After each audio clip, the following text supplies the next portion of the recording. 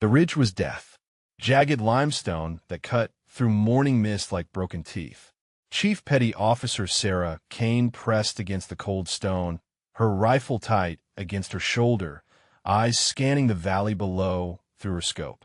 22 years in the Navy, 15 of them with special operations. She'd done extractions in Somalia, hostage rescue in the Philippines, and direct action raids in places that didn't officially exist. She'd never lost anyone under her watch. The village of Kalat clung to the mountainside like a scar, its mud brick buildings blending into the Afghan landscape. Intel said the target was in the third building from a mosque. A local weapons dealer with Taliban connections and a hard drive full of names that could roll up the entire IED network from Helmand to Kandahar. Simple extraction, in and out, 40-minute window. Sarah had heard that before. Simple missions were the ones that got you killed. Captain Reynolds moved down the line of Marines with deliberate precision, his boots finding purchase on loose shale. The Force Recon team, flanking him, were solid men who'd done their time in uniform. They moved with practice, discipline that came from experience. Weapons positioned professionally, spacing appropriate for terrain. But Sarah's instincts were screaming. The approach route they were following was too perfect. Natural funnel point, high ground on 3 sides, limited escape routes. Any decent tactician would seed it with IEDs, preposition shooters, and wait for someone exactly like them to walk into the killing zone. She tapped her thigh twice, Morse code for danger close. Reynolds caught the signal, raised his fist, and the team froze. For 10 seconds, nobody moved, nobody breathed. 8 operators listening to wind curl through broken stone and the distant call of morning prayers echoing from the village. That's when she saw them. 4 locals emerged from concealment ahead, AK variants slung casually across their chests, radio antennas bobbing from their rucksacks. The friendly militia escorts who were supposed to guide them to the target building. The same men who'd been briefed on their route, their timing, their extraction point. Sarah felt ice crystallize in her gut. These weren't nervous villagers helping Americans. Their eyes were too alert, their positioning too tactical. When the lead guide gestured toward a narrow cut between buildings, Sarah noticed his finger wasn't pointing toward the mosque. He was steering them deeper into the maze where visibility was limited and backup would never reach them. She leaned close to Reynolds' ear. "Something's wrong, sir. Too clean, too easy. We're walking into a kill box." He gave her the look she'd seen countless times before. The look that said she was being paranoid, that the mission had a timeline, that they didn't have luxury of second-guessing every tactical decision. "Stay sharp, Kane," he murmured back, "but we're committed now." That was the moment Sarah knew they were all going to die. The explosion, when it came, wasn't dramatic. No fireball, no movie-style blast that lifted bodies into the air like ragdolls. Just a sharp crack that split the morning apart, followed immediately by the whistle of shrapnel cutting through flesh and bone. Sarah was diving before the echo faded. Pure muscle memory, 22 years of training compressed into a single heartbeat of reaction time. She hit the rocky ground as their armored vehicle erupted behind her. Chunks of twisted metal and burning debris rained down like hail. The Humvee she'd been riding enfolded in on itself, steel screaming against steel. Contact left, contact right. Reynolds' voice dissolved into the hammering of automatic weapons from 3 different directions. Muzzle flashes strobed from the ridgeline above, painting the narrow pass in stark white and black. Bullets snapped overhead with the sound of angry wasps. She rolled behind a boulder, bringing her rifle up, and caught sight of one of their militia escorts pivoting his weapon toward Martinez, the youngest Marine on the team. Not panic fire, not confused engagement. A deliberate targeting of American personnel. Betrayal. Sarah's first 3 rounds took the traitor center mass, dropping him before he could complete his turn. But there were more. The other guides were firing into their flanks now, coordinated bursts that spoke of rehearsal and planning. Classical-shaped ambush with interlocking fields of fire. Fall back to secondary position. Reynolds' voice cut through the chaos, but 2 Marines were already down. Martinez, clutching his chest, crimson bubbling between his fingers. Collins motionless beside the burning vehicle in a spreading pool that looked black in the muzzle flashlight. The kill zone was perfect. Entry point mined, exit routes blocked, high ground occupied. Someone had sold them out, handed over their route and timing to fighters who specialized in making Americans disappear without a trace. Sarah bounded toward what looked like cover behind an outcropping of stone, her rifle bucking against her shoulder with each controlled burst. That's when the secondary charge detonated. Not on her feet, but inside the vehicle she'd just escaped. The Humvee's fuel tank went up in a rolling fireball that turned morning into noon for 3 seconds. The blast wave picked her up and slammed her against the ridge wall, driving air from her lungs and filling her vision with dancing sparks. She tried to push up, tried to move, but her left shoulder was pinned under a chunk of armored plating the size of a refrigerator. Blood ran warm down her forehead where shrapnel had kissed her scalp. Her rifle was gone, barrel twisted at an impossible angle 15 feet away. Through dust and smoke, she caught glimpses of the survivors retreating toward the extraction point. Reynolds dragging someone who might have been Torres. Johnson returning fire from behind an overturned boulder. The sharp whop of rotor blades echoed off canyon walls. Extraction arriving exactly on schedule to pull survivors out of hell. She tried to shout, to signal her position, but only managed a wet cough that brought copper taste to her throat. The weight on her shoulder was crushing, every breath sending fire through ribs that might be broken. The helicopter settled into the landing zone. Door gunners laying down suppressive fire while the team sprinted for the ramp. "Kane," someone shouted. "Where's Kane?" She tried to wave, tried to signal, but debris shifted and white lightning tore through her shoulder. The bird lifted off with 6 men aboard. She wasn't one of them. The first thing she learned was that time moved differently when you thought you were dying. Minutes stretched into hours, collapsed into heartbeats. The sun crept across the sky above her, visible through the gap where the vehicle had come apart, but she couldn't tell if she'd been unconscious for minutes or most of the day. What she could tell was that her body was systematically shutting down. Her left shoulder had gone numb where the armored plating pinned it, circulation cut off by the weight. Her ribs screamed with every breath, sharp and tight, like broken glass grinding together. Worst of all was the warm wetness spreading across her scalp, where something had laid her head open to the bone. But Sarah Kane hadn't survived 2 decades in naval special operations by giving up when things got uncomfortable. She forced herself to think like the operator she was instead of the victim she appeared to be. Self-assessment first. Check the body before you try to move it. Catalog what was broken, what was working, what could be fixed with field expedients, and what would have to be endured.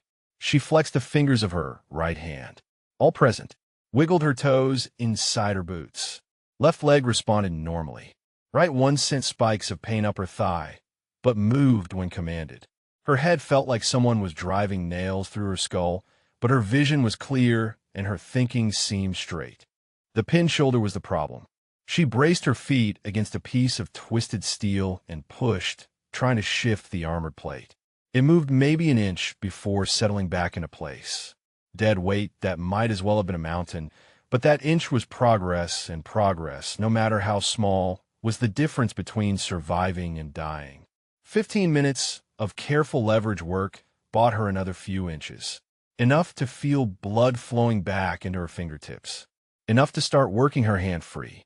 The metal had torn skin from her forearm, leaving raw meat that would probably get infected if she lived long enough to worry about it. But she was mobile, sort of. She dragged herself out from under the debris and immediately wished she hadn't. Her right leg wasn't just bruised. Something was wrong with the knee, maybe torn ligaments, maybe worse. Standing was going to be interesting. Walking was going to be agony. But she'd been through SEER training. She'd spent 6 days in simulated captivity, learning exactly how much punishment the human body could absorb and keep functioning. Pain was just information. Injury was just another tactical problem to solve. The canyon was empty now, except for spent brass and bloodstains. Her teammates were long gone. The Taliban fighters had vanished back into whatever holes they'd crawled out of. Even the bodies were gone, probably dragged off for identification or propaganda photos.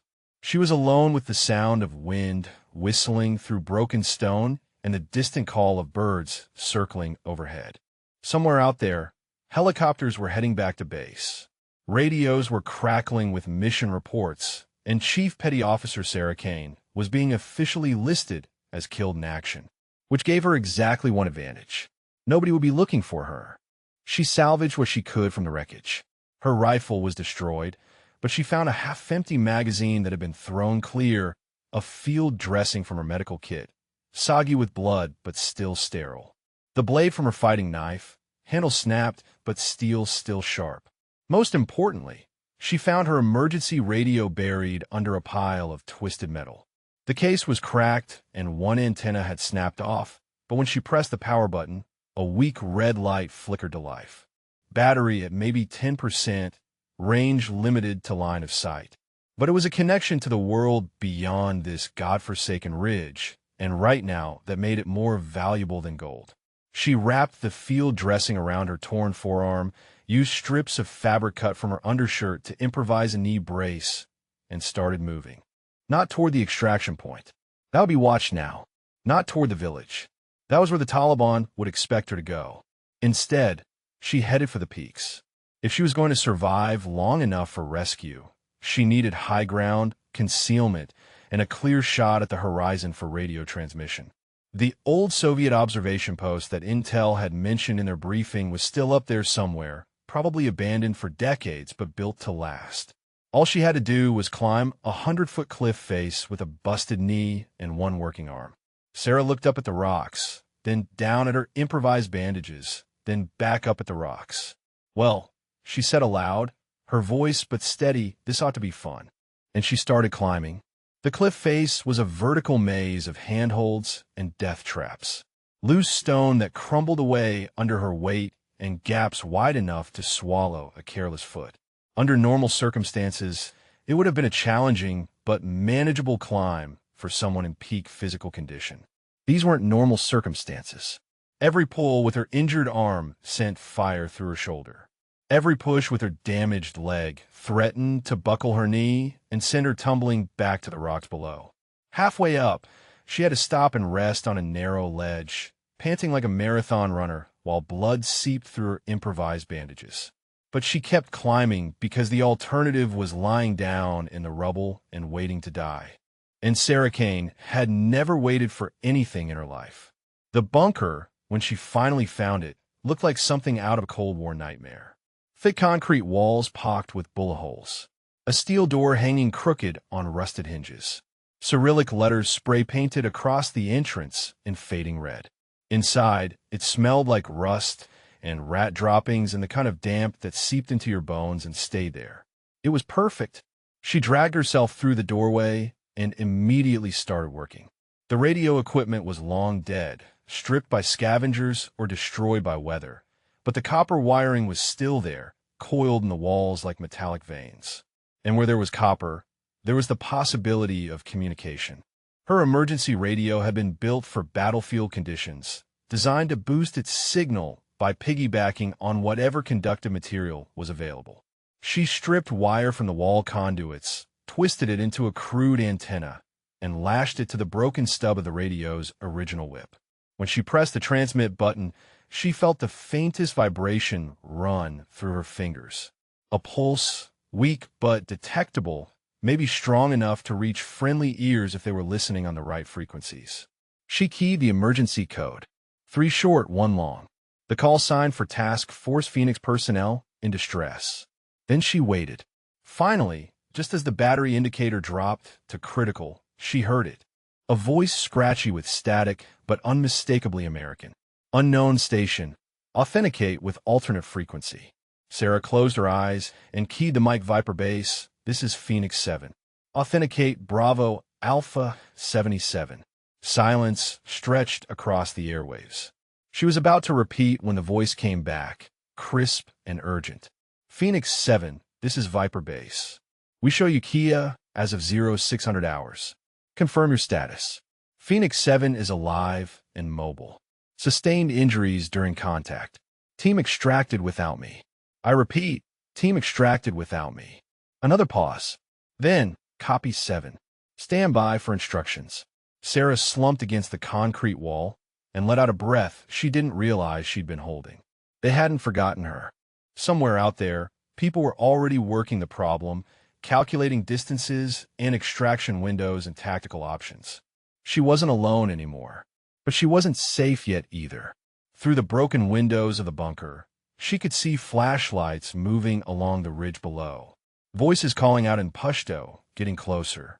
The Taliban had figured out she wasn't dead and were beginning to hunt. Time to move. She grabbed what she could carry. The knife, the radio, a rusty length of rebar that would work as a walking stick, and headed deeper into the bunker complex. According to the brief, these old installations had been built with multiple exits, escape routes in case the main entrance was compromised. Behind a pile of corroded equipment, she found what she was looking for. A maintenance tunnel barely wide enough for one person, leading back into the cliff face.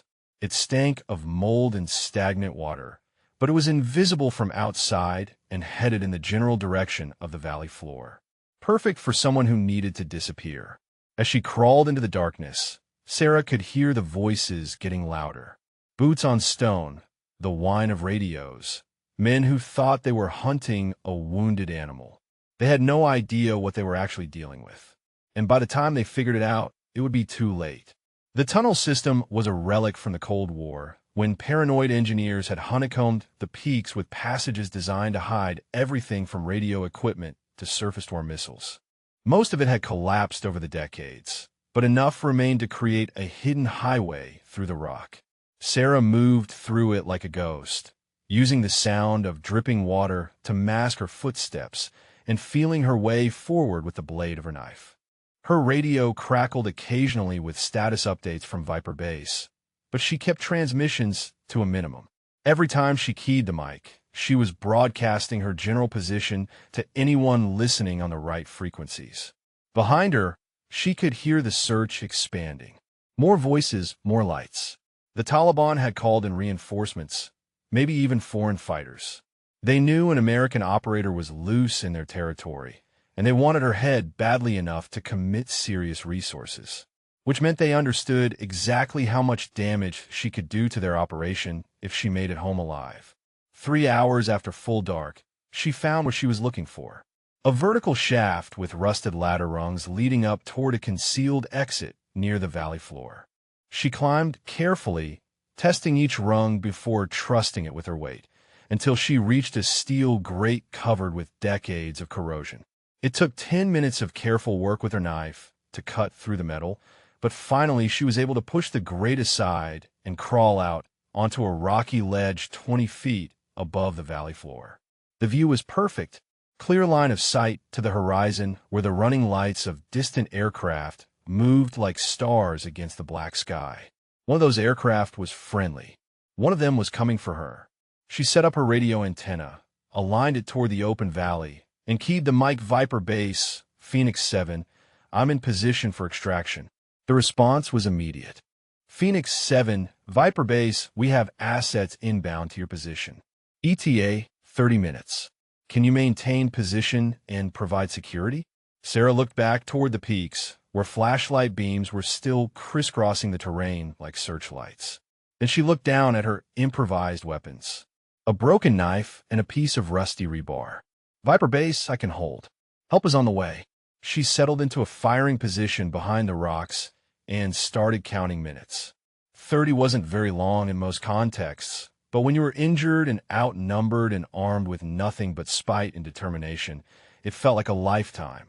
Voices echoed from the tunnel mouth she'd just exited. They'd found her trail. Sarah smiled grimly and shifted her grip on the rebar.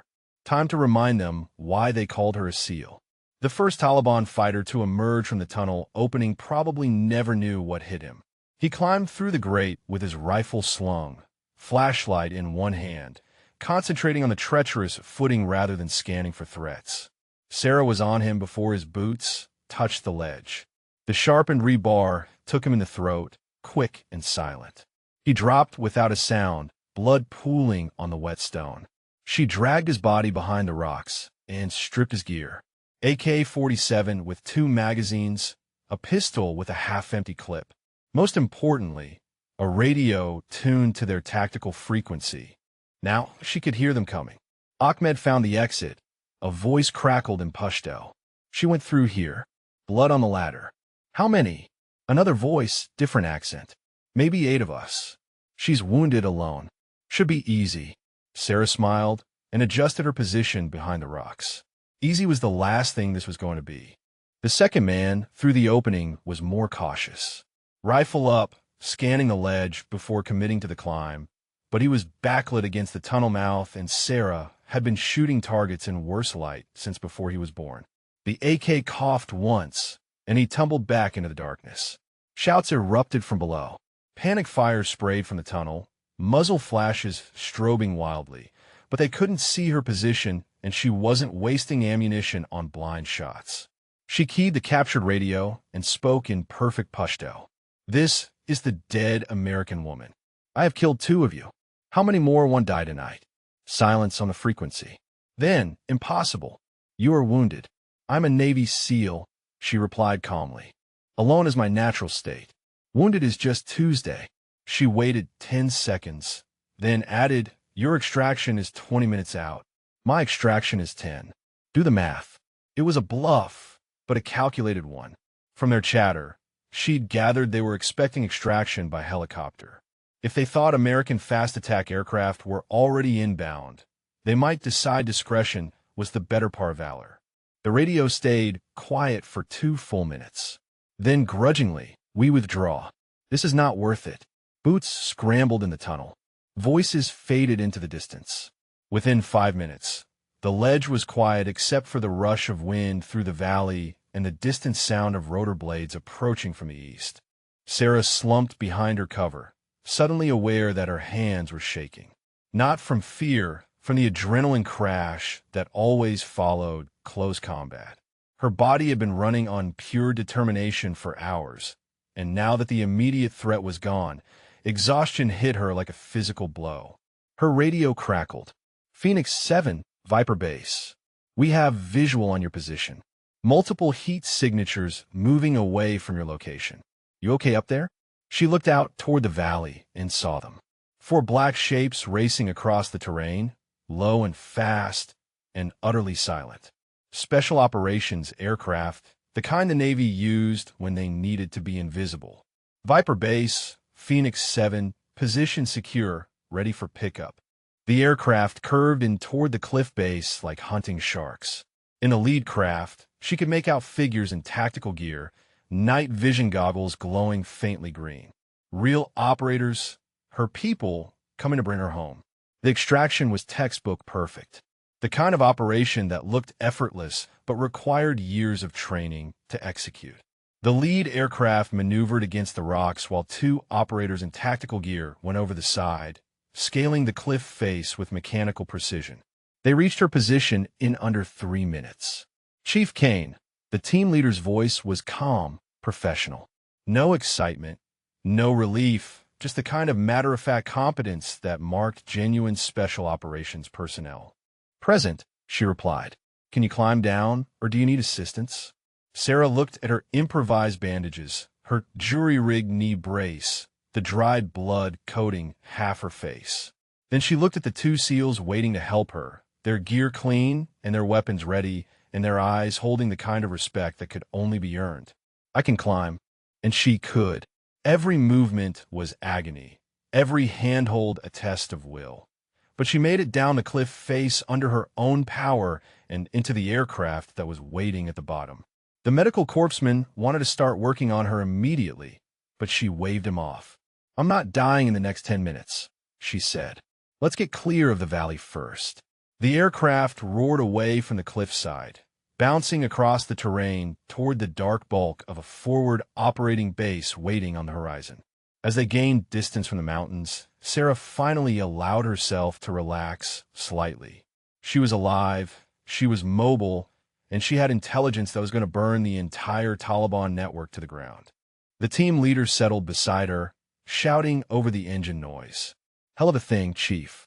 Most people would have died in that ambush. Sarah looked back toward the peaks, where the lights of the search parties were still visible against the black stone. "Most people aren't SEALs," she replied. And for the first time since the mission had gone sideways, she allowed herself a smile. The forward operating base's medical bay smelled like antiseptic and hot coffee, two of the most beautiful aromas in the world when you've been living on adrenaline and spite for the better part of 24 hours. Sarah sat on the examination table while a Navy corpsman cleaned the gash on her scalp and inventoried the damage to her arm and leg. "Concussion probable," he muttered, making notes on his clipboard. "Lacerations to the scalp and left forearm, ligament damage to the right knee, contusions across the torso consistent with blast trauma. You should be dead, Chief." "So I've been told." Commander Jake Torres appeared in the doorway, salt-stained and looking like he hadn't slept in 2 days, which, given the timeline of a rescue, was probably accurate. "How you feeling, Kane?" "Like I got hit by a truck, which technically I did." She gestured toward the chair across from the examination table. "But I'll live. More than I can say for the Taliban cell that sold us out." Torres settled into the chair and pulled out a digital recorder. "Ready to debrief?" "Been ready for hours." For the next 90 minutes, Sarah walked him through everything. The suspicious behavior of their escorts, the precision of the ambush, the equipment and tactics she'd observed during the firefight. Most importantly, she provided detailed descriptions of the men who'd betrayed them, their radio frequencies, and the intelligence she'd overheard about their command structure. This wasn't opportunistic, she concluded. Someone with access to our mission planning sold us out. The Taliban knew our route, our timing, even our extraction point. They were waiting for us. Torres stopped the recorder and rubbed his eyes. "Any idea who?" "Has to be someone with clearance for Task Force Phoenix operations. Someone who knew we were coming and when." "That's a pretty short list. I'll run it up the chain." "What about the team? How'd they miss you in the extraction?" Sarah was quiet for a long moment, staring at the bulkhead, where someone had taped a photo of the base crew during a Liberty visit. Young faces, most of them. Kids who'd signed up to serve something bigger than themselves. "They didn't miss me," she said finally. "They made a tactical decision. 6 lives versus 1. Limited time on target. I would have made the same call. But nothing. That's the job. Sometimes people get left behind. Usually they die." She met his eyes. "I didn't." Torres nodded slowly. "What happens now? We make sure the people who set us up pay for it, and we make sure it doesn't happen again." She stood carefully, testing her weight on the injured leg. It held barely. "With respect, sir, I'd like to be part of that conversation." "I figured you would." Torres smiled grimly. "Get some rest, Chief. Tomorrow we start burning down their entire network." 3 days later, the safe house in Jalalabad burned to the ground. A week after that, 6 Taliban leaders were found dead in their beds, killed with the kind of precision that spoke of professional training. By the end of the month, the entire weapons pipeline from Pakistan to Kabul had collapsed. The official reports listed it as a joint operation between multiple agencies. The truth was simpler. They'd left Sarah Kane for dead on a ridge that didn't exist on any map, and she'd taken it personally. 6 months later, Bagram Air Base was quiet in the early morning light. A military honor guard stood at attention beside a flag-draped transfer case positioned on the tarmac. The headstone would read Major David Kane, USMC, beloved husband, ultimate sacrifice. Sarah stood nearby, wearing her naval uniform with restored rank insignia. The scars on her neck were visible above her collar, no longer hidden. Around her neck hung 2 sets of dog tags, her husband's and her own. The ceremony proceeded with formal military precision. A chaplain spoke of duty and sacrifice. The honor guard folded the flag with practiced movements, presenting it to Sarah with solemn respect. A rifle salute cracked through the morning air, 7 years delayed, but finally acknowledging the true nature of David Kane's sacrifice. As the ceremony concluded and other mourners began to disperse, Sarah remained by the transfer case. She knelt beside the polished metal, placing her hand on the cold surface. From her pocket, she removed the worn photograph found in their destroyed home, the one showing herself and David standing together in Afghanistan before everything changed. She placed it carefully beside the flag, a private moment of remembrance. From a respectful distance, several high-ranking military officials observed the scene, including Admiral Patricia Hayes. The investigation she'd promised had been thorough and uncompromising. 8 senior officials had been indicted for their roles in the arms dealing network and subsequent cover-up. The families of the Marine victims had received formal acknowledgement of the truth and significant reparations, though nothing could truly compensate for their loss. When most mourners had gone, Hayes approached Sarah, who rose to acknowledge her presence. The last of the indictments was confirmed yesterday, Hayes informed her. The Congressional Oversight Committee has been fully briefed. There will be no more cover-ups. Sarah nodded silently, her eyes still drawn to the transfer case and the finality it represented. The Joint Chiefs have approved the establishment of a new division, Hayes continued. Military ethics and accountability, directly answerable to civilian oversight with authority to investigate any operational concerns without interference from the chain of command. She paused, watching Sarah carefully. We need someone to lead it, Chief. Someone who understands the complex balance between national security and ethical action. Someone who has proven they will stand for truth, no matter the cost. Before Sarah could respond, her attention was drawn to newcomers approaching from the east side of the base. A group of young female SEAL candidates in training uniforms had appeared, waiting respectfully at a distance. They recognized Sarah, standing straighter as she noticed them. Their presence here was irregular, a deviation from their training schedule that must have required special permission. Your story has already changed things, Hayes observed, following Sarah's gaze. Applications from women to Special Forces programs have doubled in the past 3 months. These candidates specifically cited you as their inspiration. Sarah watched the young women, seeing in them the same determination she had felt when she began her own journey. Not just to serve, but to uphold the principles that military service should embody. In their eyes, she recognized a familiar fire, the commitment to be not just warriors, but guardians of something greater than themselves. When do I start? She asked, turning back to Hayes. The office is being established now. You'll have complete autonomy in selecting your team and establishing protocols. Hayes extended her hand. You've earned this, Chief Kane. Not just the position, but the chance to ensure what happened to you and your husband never happens again. Sarah accepted the handshake, the decision feeling right in a way few things had since that day in Afghanistan 7 years ago. Her mission to uncover the truth about her husband's death had evolved into something larger. A commitment to institutional integrity that could save lives and preserve the honor of the service they both loved. As she walked away from the transfer case, she passed the SEAL candidates. They offered subtle nods of respect, one whispering to another as they recognized the woman whose story had become legend within the Special Forces community. Sarah acknowledged them with a small gesture, a connection between past sacrifice and future possibility. Ma'am, one of the candidates stepped forward slightly. We wanted to say thank you for showing us what it really means to serve.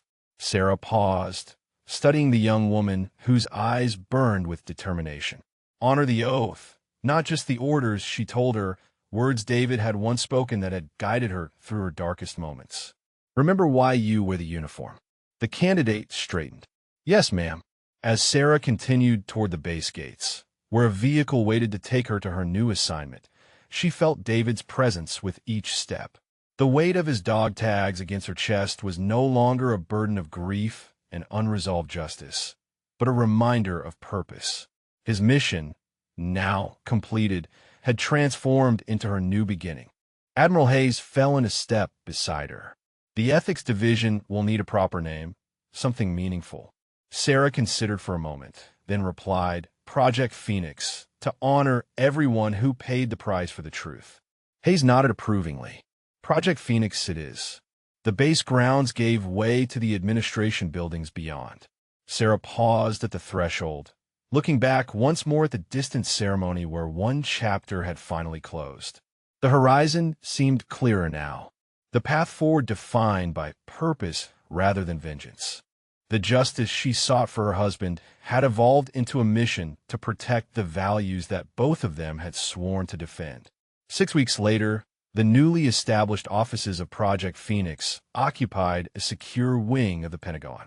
The space hummed with purposeful activity as Sarah's hand-picked team reviewed case files of potential ethics violations from across all military branches. On the wall hung a simple framed photograph of the Afghan village before its destruction, a constant reminder of why their work mattered. Sarah stood at the window watching a spring rain wash over the capital city. On her desk sat a dossier marked urgent. The first major case approved for full investigation by her team. The file detailed suspicious discrepancies in reports from a classified operation in Southeast Asia. Echoes of the same pattern that had hidden the arms-dealing network. A knock at her door pulled her attention from the rain. Captain Maria Santos, formerly a JAG Corps prosecutor and now Sarah's deputy director, entered with determined strides. The Oversight Committee has approved our request for access to the classified files, Santos reported. We move at 0800 tomorrow. Sarah nodded. Assemble the team for final briefing. This one feels like Afghanistan all over again. Someone's hiding something they shouldn't. Are we expecting resistance? Santos asked, already knowing the answer. Count on it, Sarah responded, turning back to the window. But this time, the truth has institutional backing. And we have something David never had. What's that, Chief? Sarah's reflection in the glass showed a woman transformed by grief and purpose into something formidable. The scars on her neck were visible, no longer hidden, a testament to what she survived and why she fights. We have the authority to kick in doors instead of trying to sneak through them, she answered. And we have a team that understands the cost of silence. As Santos left to prepare the team, Sarah walked to her desk and picked up the case file. The mission continued, not for vengeance now, but for protection, for the oath they all took, for the quiet heroes like David, who paid the ultimate price for standing on principle, and for those still serving who deserve leaders worthy of their sacrifice. The scars on her neck will always remind her of what was lost, but her work now focuses on what can still be saved. The integrity of institutions, the principles that must guide power, the truth that must never again be buried for convenience or ambition. From her desk, she picked up the photograph of David in his Marine dress uniform and walked toward the conference room where her team awaited. The path forward was clear, illuminated by a purpose that transcended personal vengeance. Years would pass. Programs would expand. Myths would grow about the SEAL who survived the impossible ambush. Yet those who were there remembered more than the survival. They remembered the silence after, and the question that never left. What does it cost to make war more human? Sarah Kane carried her answer quietly. Watching young operators disappear into the shadows of their next assignments, she realized redemption doesn't come from erasing ghosts. It comes from honoring them, from refusing to let sacrifice be forgotten. Because in the end, war will always demand the impossible. What matters is who bears the weight, and whether we remember they were human first. Greatness isn't forged in trophies or records. It's born in the silence after the shot, in the choice to carry the burden when no one else can. And sometimes the bravest thing a soldier can do is remind the world that even ghosts were once flesh and blood. Morning light streamed through the windows of Sarah's office as she prepared for another day of investigations. On her desk, a new case file waited, marked with the same urgency as all the others. Somewhere, another operation had gone wrong. Another truth needed uncovering. Another family deserved answers. She picked up David's photograph, studying his confident smile one more time before placing it back in its honored position. The weight of his dog tags against her chest had become a comfort rather than a burden, a daily reminder of why the work mattered. Captain Santos appeared in the doorway. The team's assembled, Chief, ready for the morning briefing. Sarah nodded, gathering her files. The Southeast Asia case had broken wide open overnight. 3 more officials implicated, a pattern of corruption that reached into the highest levels of command. What started as one woman's fight for survival had become something much larger. Project Phoenix had grown from a small office to a full division, with investigators stationed at bases worldwide. Young officers requested transfers to join the team, drawn by the mission rather than the career benefits. The ethics protocols Sarah had developed were being implemented across all branches of service. Anonymous reporting systems protected whistleblowers. Independent oversight prevented the kind of cover-ups that had nearly buried the truth about David's death. Walking toward the conference room, Sarah passed the memorial wall they'd installed in the main corridor. Photographs of service members who'd paid the ultimate price for standing up to corruption. David's photo held the center position, but he was no longer alone. Each face represented a story that might have been lost without Project Phoenix. Each investigation that followed had honored their sacrifice by ensuring accountability reached those responsible for their deaths. The briefing room buzzed with activity as Sarah's team prepared to deploy on their latest case. Maps covered the walls, encrypted communications hummed in the background, and analysts worked through evidence that would soon expose another network of corruption. These were her people now, men and women who'd chosen the harder path, who understood that true service meant protecting the institution from within. They came from every branch, every background, united by a shared commitment to the principles that made military service sacred. Sarah took her position at the head of the table, looking out at faces she'd come to trust completely. Each had their own story of witnessing injustice, of choosing to fight rather than stay silent. Together, they'd built something that would outlast any individual career. The mission parameters are clear. She began, her voice carrying the authority earned through years of combat and sacrifice. We go in clean, we find the truth, and we make sure those responsible answer for their actions. No one gets left behind, Santos added, using the phrase that had become Project Phoenix's unofficial motto. Not the living, not the dead, not the truth they died protecting. Sarah smiled, seeing in her team the same determination that had carried her through that impossible night on the Afghan ridge. They were ready. The truth was waiting. And Sarah Kane, the SEAL they'd left for dead, would make sure it finally came to light. Outside, Washington continued its daily rhythm, unaware of the quiet battles being fought in secure offices and conference rooms. But in those spaces, the legacy of every fallen service member lived on through the work of those who refused to let their sacrifice be forgotten.